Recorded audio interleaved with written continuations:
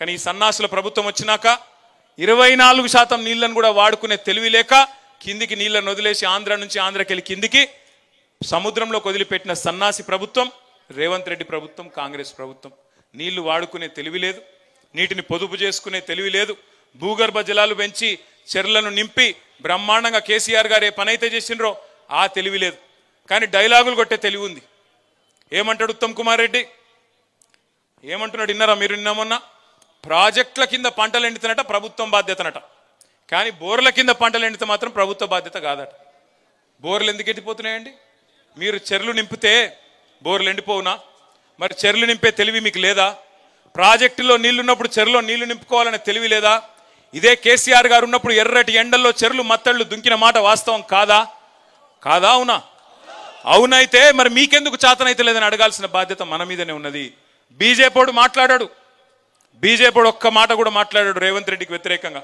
ఎందుకంటే మీకు తెలుసు, పైన బడాబాయ్ షోటాబాయ్, వాళ్ళు వీళ్ళు ఒకటే, బయటికేదో డామా తప్ప ఇద్దరు ఒకటే.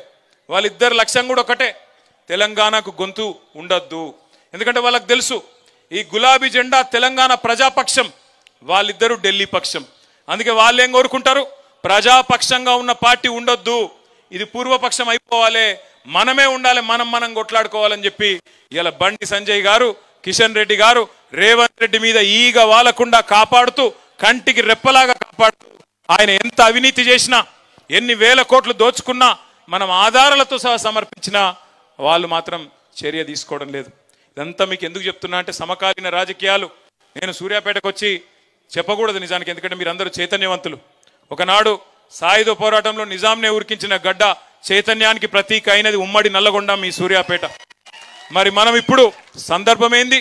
ఏప్రిల్ 27 మన పార్టీ 25వ ఏట అడుగు పెడుతున్న సందర్భం. అందుకే మీ జిల్లా కవి గారు హనుమంతు గారు రాసిన పాట, సుద్దాల హనుమంతు గారు, ఎట్లా బయలుదేరాలా వరంగల్కి? బండెనుక బండి గట్టి ఒక్కొక్క గ్రామం నుంచి 16 బండ్లు గట్టి, ఎవరికి ఏ సాధనం దొరికితే ఆ సాధనంలో, ఎండ కొద్దిగా ఎక్కువ ఉంటుంది, ఎండను కూడా చూసుకొని వడదెబ్బ దాకకుండా మజ్జిగ ప్యాకెట్లు కూడా పెట్టుకొని మంచిగా బ్రహ్మాండంగా తయారై ఏ సాధనం దొరికితే ఆ సాధనం. ఇప్పుడే మల్లన్న చెప్తున్నాడు పక్కకెళ్ళి, అన్న మా దగ్గరికి వెళ్ళి కొంతమంది మరి పాదయాత్రకు వస్తారంటున్నాడు. అంటే నేను అన్న కొద్దిగా జాగ్రత్త, ఎందుకంటే ఎండాకాలము, ఆయనతో వడదెబ్బ దాకితే లేని ప్రమాదం వస్తుంది, జాగ్రత్త అన్న అని చెప్పిన. రకరకాల ఆలోచనలు ఉండొచ్చు. ఉద్యమ సందర్భంలో జయేశ్వర్ రెడ్డి గారు ఇంకా మిగతా మిత్రులు చాలామంది సైకిళ్ళ మీద వచ్చినారు వరంగల్కి, ఇంకా చాలా మంది చాలా రూపాల్లో వచ్చినారు, ఎడ్ల బండ్ల మీద, ట్రాక్టర్ల మీద.